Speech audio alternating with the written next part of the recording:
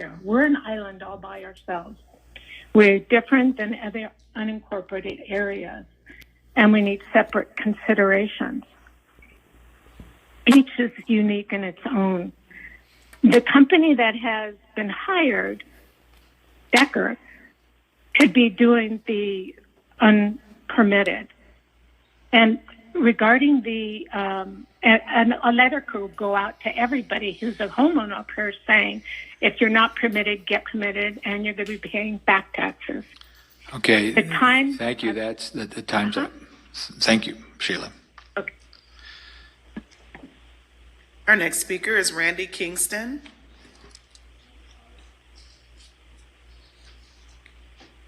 Hello, this is Randy Kingston. I'm an STR ADU owner in Temecula wine country. I want to thank the supervisors for their time and also the opportunity to speak to you. I'm opposed to the revision of several of them, but the biggest one is the revision to Section 5 applicability that eliminates all ADUs. This is going to cause great financial burden, not only to myself, but all sorts of other residents. It's a complete reversal of all the rules that I was told to follow in order to have my romantic cottage for two in my backyard. I do understand that there may be some kind of an exception for a separate address on the same property. I'd like to hear more about that later on, please. But there's a couple things that I can add to the party here. Everybody else seems to be the common theme. Unoccupied STRs is a problem. Occupied STRs seem to be not a problem. Most people have been mentioning not enough knowledge about the complaint line. I mean, we got a guy here that says calls go to nowhere. So we need to probably fix that. One thing that's also common theme, we need more data.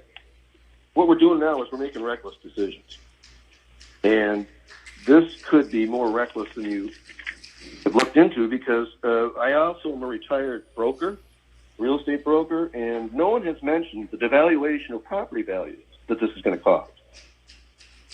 Now, you want to be competitive in the United States nowadays, and California isn't as competitive as it should be.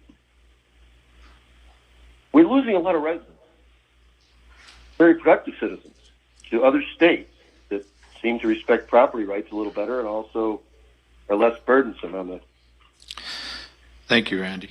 front of both business. So give us some help here. Thank you for comments. Our next speaker is Rob Bernheimer.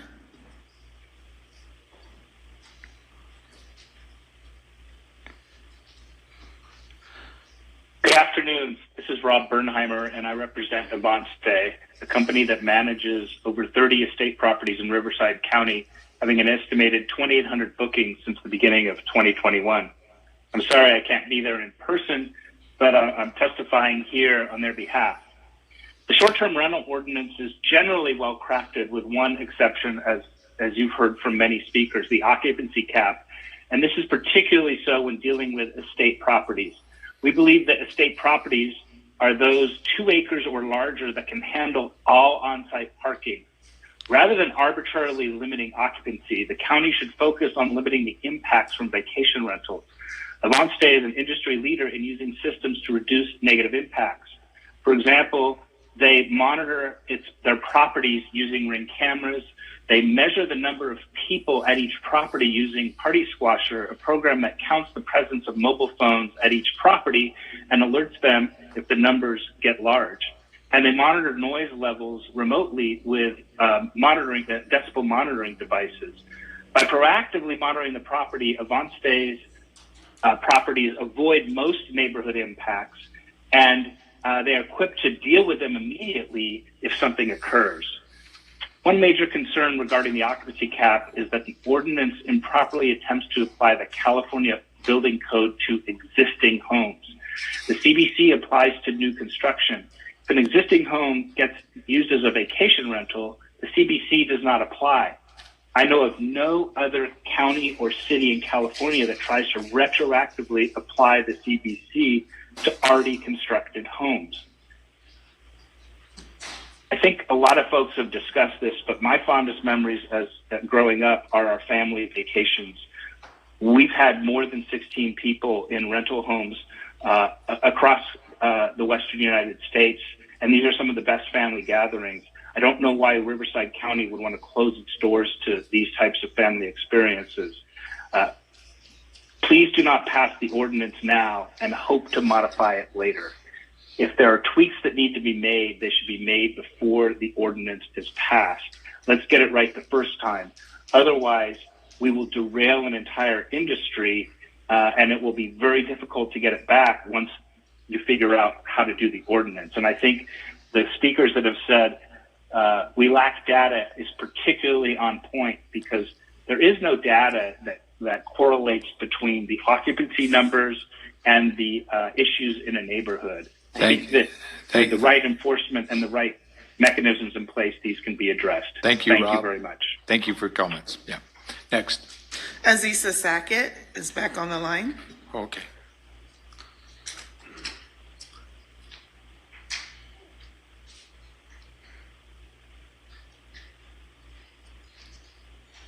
Where is she?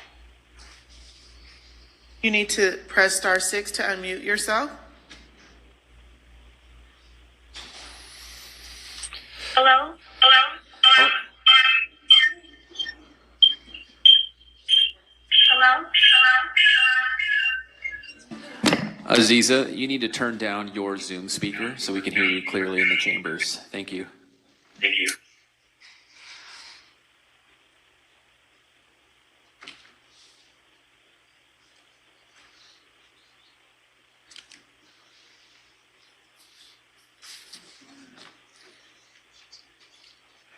Okay. We'll give her another try sometime. Okay. You want to do next? Elena Rego.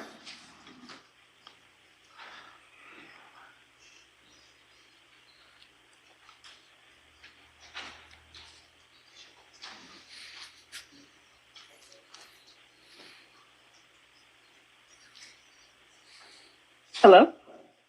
Go ahead, Elena. Okay. Good afternoon, everyone. Please excuse my raspy voice today. I deeply implore you to remove the requirement for signage. Placing a sign with my phone number on it would increase spam and harassment, along with signaling to others, as others have already mentioned, that the house is empty on a regular basis. I think that this is a very real danger to increase crime, which harms the entire community. And it creates a huge shift in the idyllic feel of an environment where people tend to feel incredibly safe. I'm here in Idlewild. The sign also tarnishes the beauty of cabins in the forest by making the street look like a commercial area, again detracting from the very reason people come to Idlewild in the first place. Signs are a redundant measure to an already established process by which people on my street can get a hold of me if there's an issue at my rental.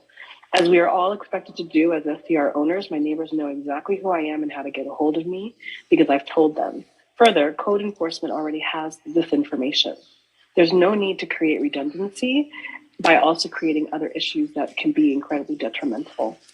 It is also not realistic to think that if something is going on the property that my neighbor would have to go all the way to my house to find my contact information in order to call, given that in many of the STR locations, homes are spread out over longer distances. My neighbors already have my information. They know how to get a hold of me. A sign would push me towards hiring a property management company, both to protect my privacy and the safety of the home, which would cost me more than I can afford to pay, not to mention adding a security system, which also increases higher costs. This creates a huge issue for myself and owners like myself who bought a home feeling that and knowing that renting it on a short-term basis here and there would help to cover the mortgage. This is true of many people who bought their cabins with the idea that they would do the same thing as settling. Signage is redundant, unnecessary, and an open door to higher crime, harassment, and a deterioration of the forest aesthetic that draw people to Idlewild. Don't make us do this, and please do not pass this ordinance until you have revised it. Thank you. Thank you so much, Elena. Our next speaker is Roberto Rondero de Moisier.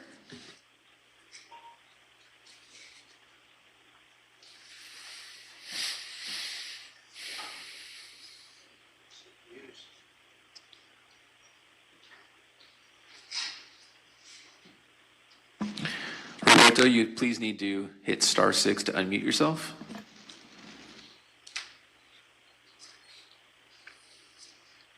Okay, may I begin? Go ahead, Roberto. Hi, my name is RC Rondero de Mostier. I'm the head of policy at Avantstay, a vacation rental company that manages estate properties in Riverside County.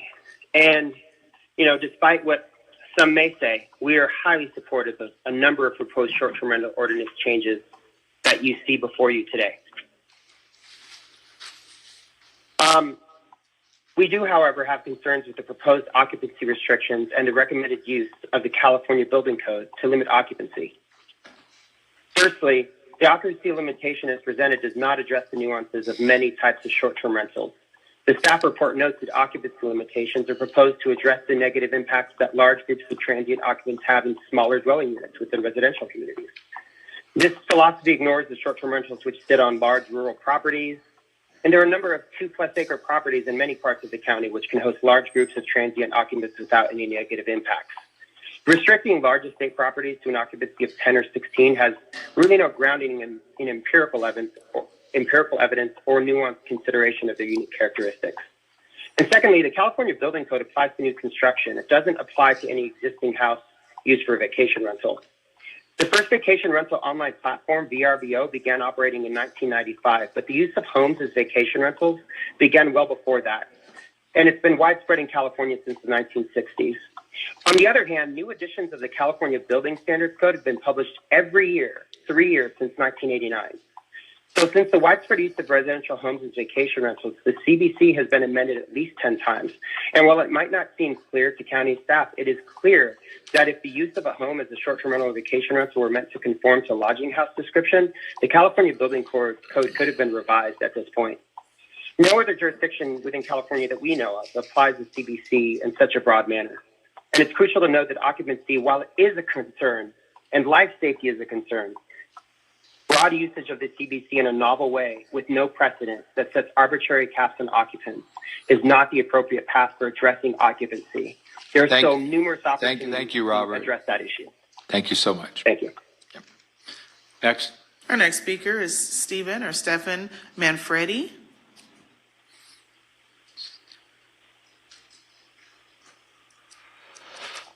Can you hear me? Go ahead. Can you hear me? Yes, we can hear you. My name is Dr. Stephen Manfredi, and our family lives in Temecula Wine Country Residential District. Please vote to approve Draft Ordinance 927.1 regarding short-term rentals today. Please vote to protect the property rights of the families and people who actually live in Temecula Wine Country. Our family built a custom home in Temecula Wine Country Residential District in 2006, and we resided happily here until 2 years ago when the home next to ours was purchased by a short-term rental operator who lives in Orange County. Since that time, our peaceful and happy world has been turned upside down. This certified short-term rental next to our home has only 4 legally permitted bedrooms, but they advertise they have 7 bedrooms, 2 casitas, 14 beds, 3 pull-out sofas, and 4 twin roll-away beds for extra guests. The VRBO internet advertisement states they sleep 24 people and they provide hotel-style accommodations according to their own internet advertisements. This is clearly not a single-family home use. It is a hotel use in a residential neighborhood. No family in their right mind would choose to raise a family next to one of these non-hosted STR hotels. Our children should be able to go out in their own backyard without being frightened by strangers or distasteful music coming from a large crowd at the STR next door. I heard one speaker today say that he had 15 family members over for a family gathering. Yes, but that was a hosted stay. The owner was present on site. I strongly recommend that for any STR occupancy greater than 10, then it should be a hosted stay on at least 5 acres with the owner or representative living full-time on site. We, as full-time residents, are trying to raise our families here, and we have suffered long enough. Please protect our property rights, and please approve this ordinance today, and please enact an immediate moratorium on new STRs. Thank you very much. Thank you, Stephen. The next speaker is John Brown. Hi, Supervisors. I'm a resident of Idlewild and the founder of the Idlewild Vacation Rental Owners Group, which now has over 200 members, all owners of vacation cabins in Idlewild. I took the day off to speak to you in person today, but came down with COVID over the weekend, so I'm trying to get this done in 2 minutes now. First, I want to echo what was said against signs, the storing of personal information, and interior noise monitors. None of those make any sense. I'm glad Supervisor Washington gave Supervisor Perez a tour of Idlewild last week, and you got to see this unique and wonderful place. Supervisor Washington has been a wonderful advocate, and I'm looking forward to getting to know Supervisor Perez. I hope you're aware that Idlewild has been a resort community where folks come to rent vacation cabins long before Airbnb and 927 existed. In fact, even today, with Idlewild having the highest full-time population ever, 65% of homes are still vacation homes or second homes. Historically, that's been as high as 75%. Now back to VRO. Seeing the disharmony occurring in this community between residents and STRs during the lockdown, I founded the Idlewild VRO group to get owners together to discuss best practices specific to Idlewild and better address neighbor issues. I think we're making a significant impact in addressing neighbor concerns like fire safety, evacuation, as well as addressing permits and TOT taxes. Our members, however, feel that their input was completely ignored by the Planning Commission in drafting 927.1. Hundreds of comments, questions, and requests for data from our members went completely ignored and unanswered by Stephen Jones. We should be heard as a group and feel the only way that that is going to happen is if the Board of Supervisors forms an ad hoc group to discuss this topic, includes all stakeholders, including us, prior to passing 927. The ad hoc group 2 years ago didn't include any representatives of independent owner-operators or STRs in Idlewild. We are a significant portion here. People rent their vacation homes, their own vacation homes. In fact, 50% of our members use their homes themselves at least once a month. This isn't the one-size-fits-all that 927.1 is. I'm out of time. Thank you all for your time. I hope to speak to you soon. Thank you. Our next speaker is Bev McCullough.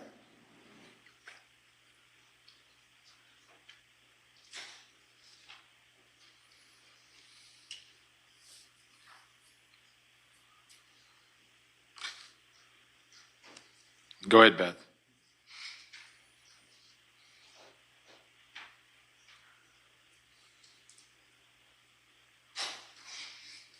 Supervisor Bev is on the line and she is unmuted.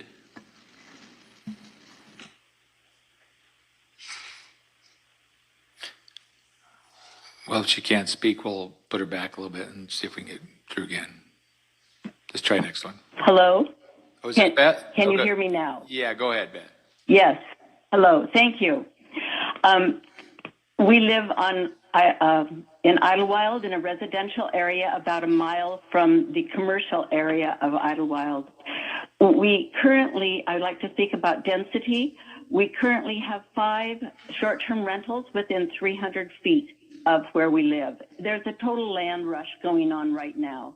And investors are calling in from out of state for any house that goes on the market.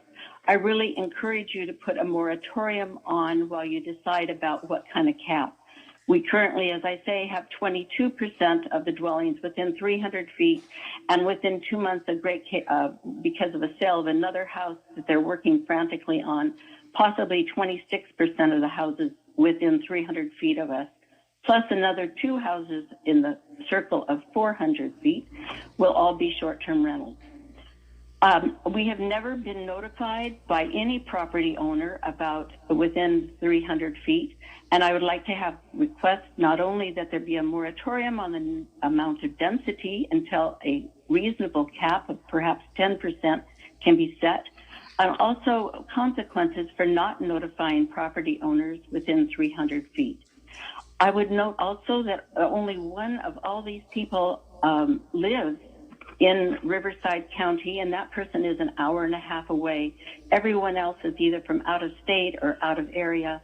And one local person bragged to me about the fact that they have 6 short-term rentals, and 2 of them in Idlewild. I'd like to talk to you also about retaliation and consequences for any retaliation. When I couldn't find out who the owner of one of the houses was and saw a cleaner there, I left my name asking the person to call me. They never did. I stopped by and we introduced ourselves. And then within about 6 weeks, got a notice from her that she was going to be seeking legal recourse against us because we had, she thought, reported the smell of gas coming from that house. Beth, We were out of state at that time. Thank you so much. We Okay. received your. And I'm so Rob, sorry. There is no, so much thank you. more. Thank you for your comments. I'm Thank sure we'd you. have a lot more. Thanks. Bye. Take care. Okay. Our next speaker is Joel Feingold.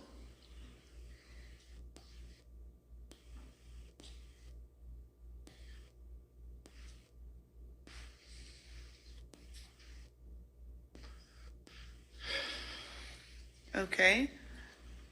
Miguel Gomez. Hi, I'm Walter Gaines, and I'm here with my husband, Miguel Gomez. Wanted to say thank you to the Board of Supervisors and specifically Supervisor Perez for putting up with all the emails and the comments that we've had over this issue. Miguel and I have hosted since 2014 in our neighborhood. It's called B-Bar H. It's outside of Desert Hot Springs. We are attending today to specifically to emphasize and encourage an effort to stop predatory remote hosts. Our neighborhood has been turned into a theme park, and it has almost been ruined for the rest of us. We are opposed to remote management. We manage our properties. We own 2 homes in the neighborhood, one in which we live in and the other we manage personally. It makes all the difference in the world. We believe that one-night minimums are incompatible with our neighborhood, and converting of spaces like closets into bedrooms and garages into movie theaters are a real problem for our neighborhood. We are seeing houses being snapped up, as I've heard other speakers, where they've been converted into party houses with one-night stays and way too many people over and over and over again. We have very little sympathy, really, for these family events that come on a daily basis to our neighborhood. It has changed the atmosphere, it's changed our environment, it has taken away our peace and quiet. So please, stay with a 2-person per bedroom max occupancy. Please consider a 3-night minimum. Please have code enforcement with some teeth, really do their job. Please do not do these noise monitors. They don't work. They're being used as a crutch. Thank you, Walter. Yeah, you've gone over time, right, but thank you. Thank you for your comments. Next. Mr. Chair, we do have Aziza on the line. Hopefully this 3rd time is a charm. Let's give her a try. Go ahead, Aziza. Yeah. Hi. Hopefully this 3rd time is a charm. Hi, and good day, supervisors. Thank you. Hi. I'm seconding everything that John Brown stated, representing Idlewild.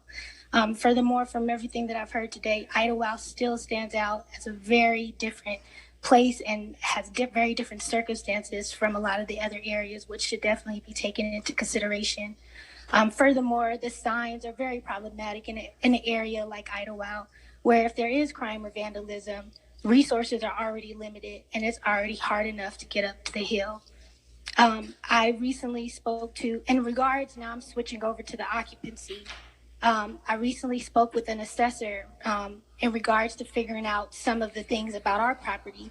And what was explained to me from the assessor was that they no longer have an option to list all the types of rooms and bedroom spaces, especially with how things are set up in a lot of the Idlewild cabins that don't have conventional bedrooms but have loft spaces. And I really just feel like that should be taken into consideration with the occupancy. So I do not think that everything in the ordinance revision is ready to go. There's definitely some areas that need to be further hashed out and talked with the assessors before anything like this is passed when it deals with occupancy. And furthermore, like a lot of other people have mentioned, the sound monitors should definitely not be required inside. Outside makes sense, inside does not. Thank you so much for your time. Thank you, Aziza. Okay, we're coming back in chambers. Jennifer Hartman. Jennifer was given 2 minutes from Nathan Jorge. No? Is he here? It's okay, I only need the 2. All right. Hello, supervisors. I prepared a whole thing, and ultimately, I think I just really want to address a couple of quick points. With my job, I work within multiple jurisdictions with short-term rentals, so I'm an expert in 14 different regulatory ordinances that pertain to short-term rentals. Every single one of these ordinances, as it was being put together, was based on extensive data.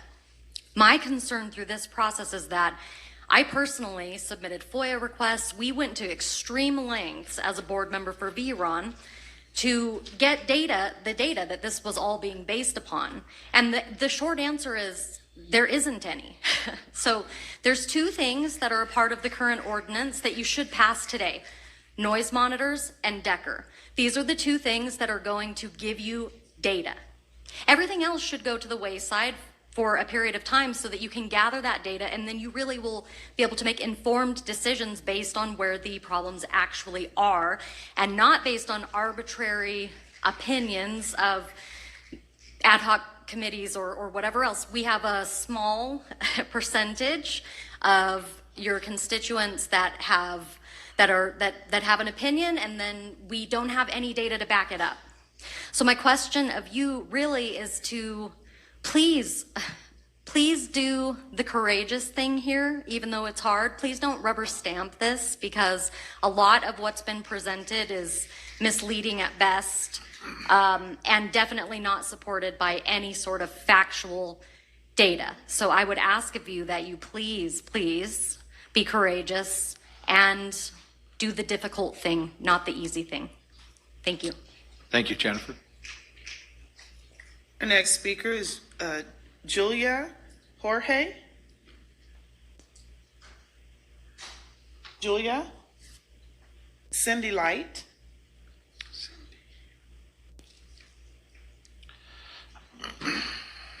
Cindy was given time from Rob Peterman. Rob, I see you over there. And Jaylyn Span. Jaylyn? I don't see Jaylyn.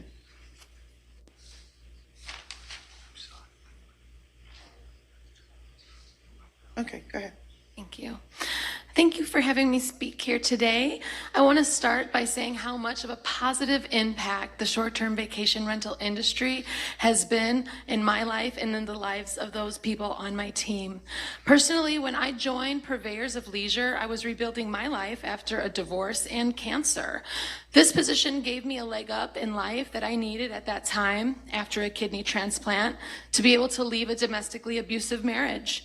And there are only a small amount of jobs that are favorable for a single mom like myself. Many moms must leave their children with strangers to care for them. But being in my position as a host and a team manager, I have been able to work remotely from home and give my children the attention they need during our time of healing. Our society needs more jobs like this that afford this luxury.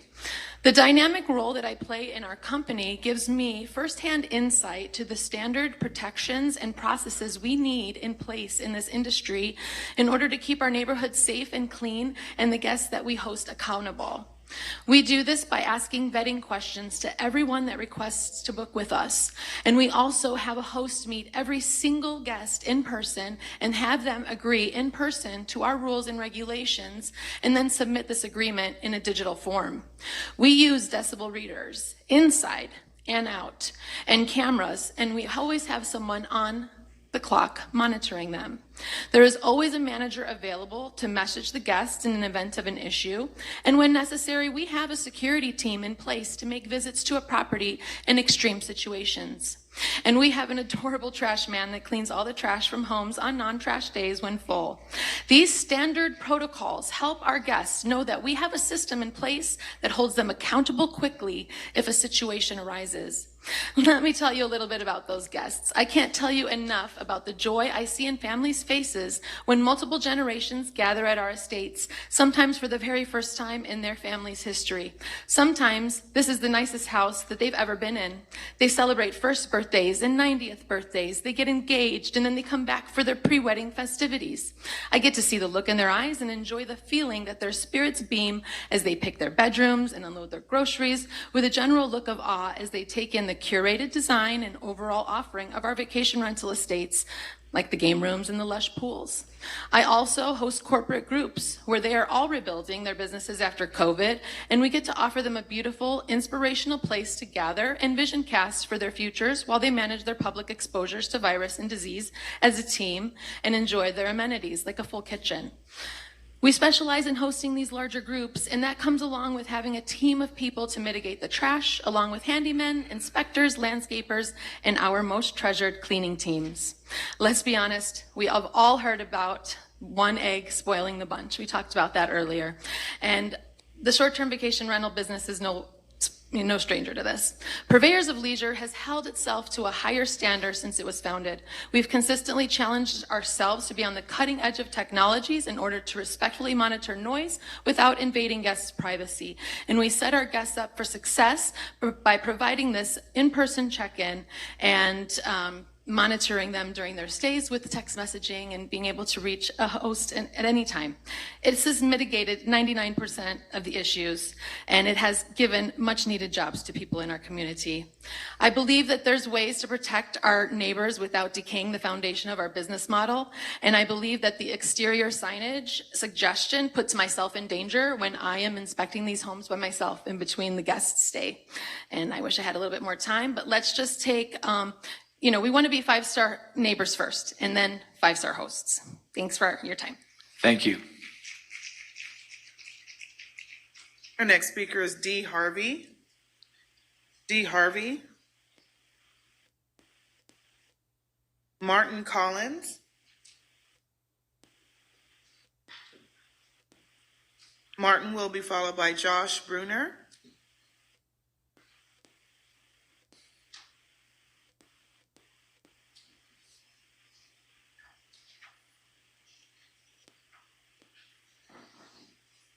Good afternoon. My name is Martin Collins, and we don't live in wine country. We live in sage. Okay. We live in a community called Sycamore Springs Ranches. Yeah. It's a very small community. It's a very tight community, and we enjoy very much living there. We have a horse ranch, and we have an Airbnb experience called Learning to Ride Horses the Right Way. We only entertain 2 guests at a time, ever. We, on request, will have our trainer give a 2-hour horse lesson. So, more than 2 people just doesn't work. And so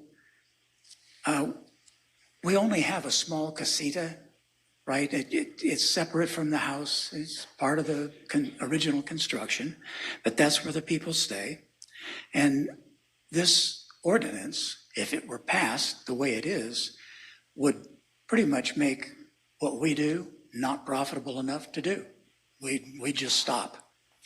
And the people who come to enjoy the experience we offer, they would miss out on an opportunity that the people in wine country with enormous houses with swimming pools and multiple guests, they can't offer anyway.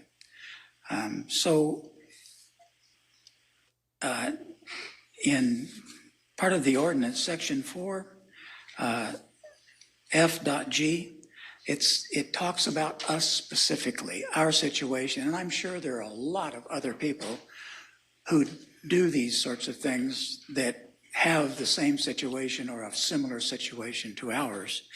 And this says that a short-term rental.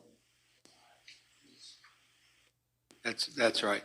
I do have one question. Sycamore Springs, aren't those 10 and 20 acre parcels?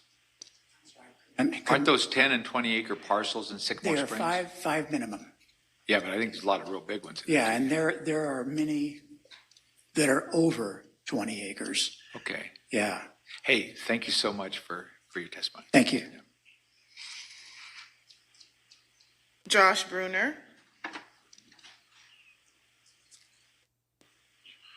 Following Josh will be Jessica Hinton.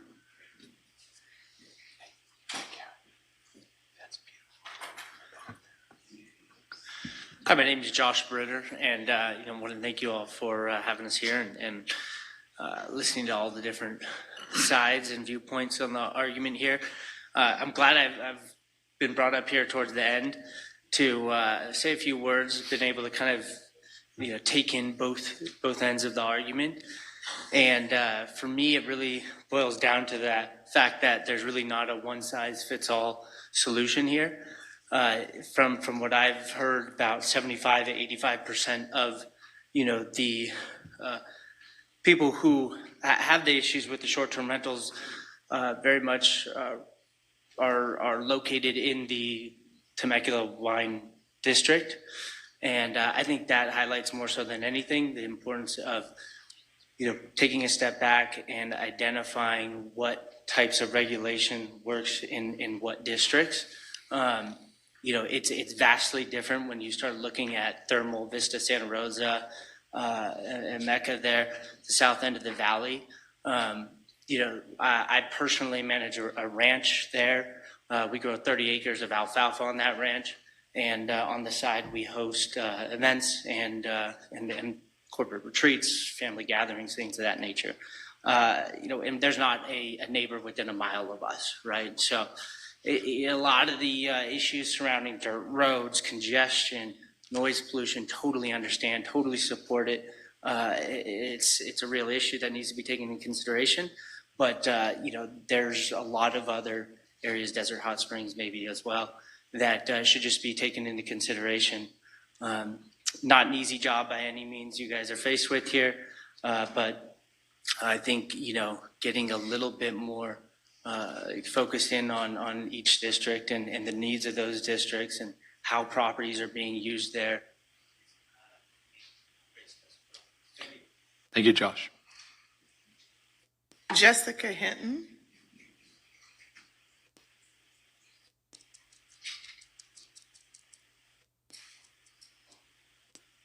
Bobby Valenti. Alex Luch. Alex will be followed, or Alex has been given 2 minutes from Elizabeth. Thank you. Hello, my name is Alex Luch. I have a large 7-house in wine country with a very large backyard. My house is perfect for Karen to come to our house with her 5 children, their husband, their wives, their grandchildren. I have a great time together. I often have 20 to 25 people staying at my house, and in the last 4 years, do you know how many complaints I have received? Zero complaints in 4 years. Now, one of the reasons is because my next door neighbor is about 500 feet away from my house, but mainly because I tell my guests that if they rent my house, I will charge a fine of $1,000 to $3,000 if they violate any of my rules. As a result, when they know this, they either cancel the reservation or they come to my house and they never violate my rules. That is as simple as that. Okay, now I have 9 people that depends on my house. I have a cleaning crew of 5 people. I have 2 landscapers, 1 handyman and 1 pool that really depends on my house. I pay these people anywhere between $30 to $50 an hour because A, they do a great job, and B, I need them to be available to service my house anytime I need them. So it costs me a lot of money to maintain this house. If you force me to only rent my house to only 10 people, I will not be able to afford the maintenance of my house, and I will not be able to afford the mortgage of my house, which means I'm gonna have to sell my house and let all 9 people that depends on this house goes. These people are having a really tough times making ends meet with this economy. These people can hardly afford the rent, and I represent a large percentage of their salary. If I fire these people are going to end up on the street, literally. I myself may end up on the street because I may not be able to afford my mortgage because this is my only source of income. So this idea of making a one-size-fits-all doesn't make sense. So the question I want you guys to ask yourself before you sign this ordinance is, will the amount of disruption that you will eliminate or save by signing this ordinance justify the pain and suffering and the financial hardship that you're going to give in the lives of thousands of people? One house here represents 9 people that will be affected by this ordinance. These people have husbands, they have wives, they have children, and all these people will be affected. So one house will affect the lives of like 50, 60 people. Multiply that by hundreds of other homes, there will be thousands of people that will be affected by this ordinance. The solution to this is not one size fits all. The solution to this is to eliminate the bad actors. I understand that about 80% of the complaints are from non-licensed people. Let's find ways to get rid of these non-licensed people. Second, charge a fine to the hosts that are allowing guests to disrupt the neighbors. So if the guests think that if the hosts know that you're going to charge them, let's say the first offense $1,000, the second offense $2,000, the third offense $4,000. When the host knows this, they're going to tell their guests that if they violate their rules, they're going to get fined for that amount. And once the guests know that they're going to be fined, they're going to stop disrupting the rules. Moreover, if you guys can work with Airbnb and VRBO to maybe charge, let's say $2,000 from the guest when the guest rents the house, like a security deposit, the platform charge that money. If the guest violate the rules and the host gets a citation, the host can just have the platform collect that money, and if they get to that, they want to keep that money, the problem will be solved. Thank you, Alex. Michael McNeil. Michael McNeil was given time from Jamie Gorman and Kim Last. Kim Last.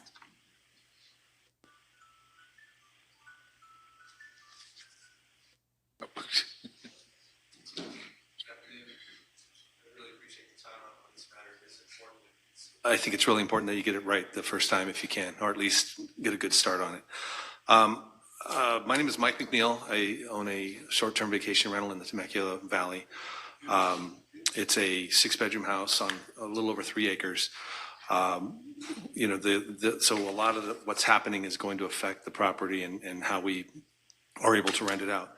I just want to start with a little bit of a story. Over Thanksgiving, we had a family stay at the property that, there were 10 adults and they had 6 kids, which was outside. I only advertised the property to have 12, but it's difficult to sometimes catch all the people as they bring them in, especially if they're small children. And that family, while they were there, they actually had one of the adults had a baby, and so there were 17 people there. And the family was so happy. They had such a great time. It was a multi-generational family. They took a picture on my front lawn and sent it to me and thanked me and said, hey, we're going to be coming out again next year, and we're going to do this every year. And they all wore Austin t-shirts, which was the baby's name. And, now I have to tell them, well, you can't stay at my house. In fact, I'm not sure you can stay anywhere in Temecula based on this new rule, because you really are eliminating most properties that cater to more than 10 people. So I do ask that you really consider that. And like it's been said multiple times out here, the one size fits all is a bit challenging. You either have to get more granular in how you break everything up so that you can handle, people who have properties that are maybe 2 acres or 3 acres and that aren't impacting their neighbors. And especially those larger properties that are in the 20 or 30 acres. Another story, I was flying in Europe, and I was in a plane flipping through the magazine in the plane, and there's this advertisement saying, come to Temecula wine country. Where are those people going to stay? You know, at this point in time, if all those people come and from this advertising, you're basically eliminating potentially 20 to 30% of the occupancy, maybe even more than that. So, you know, we're promoting this great area, and you're asking people to come, and you know, there aren't a lot of hotels. There's not a lot of hotels that are, you know, in the process of getting built. So again, where are these people going to stay? I think that the vacation rentals are extremely important to the winery industry, and everybody that stays at my property visits 2, 3, 4 wineries while they're there. And you know, they usually close at 5 or 6 o'clock at night, and so they come to the house and then they take it inside. I have noise monitors on the inside and the outside. I have cameras on the outside, and I track everything. I am a concerned neighbor. I want to make sure that the neighbors around me are safe. So we do care. It's not something that we don't do. Anyway, the last planning commission meeting that I was witnessed on the YouTube, one of the things that I noticed over and over and over again were people were asking, or I should say the planning commission was asking questions, and time again, they didn't have the data, okay? And this has been said before, but the data is critical. So I do ask that, you know, some of the decisions that you're making, get the data program in place so you can track the data. Get the fines in place. I am 100% in favor of the fines, but a $1,000 fine for the first thing sounds fine to me, because I'm going to take care of it. I'm not going to have a problem with that. But to an unlicensed permit or non-permit holder, $1,000 is nothing. Make it $10,000. Make it $20,000. I don't care, because I'm going to follow the rules. They're the ones that aren't. Let's get rid of the bad actors, okay, and you know, enforce the regulations that you've got in place, and you know, let's cut down those non-permitted people. The only other thing I was going to, well, never mind. Thanks a lot, Mike. Deborah Watson.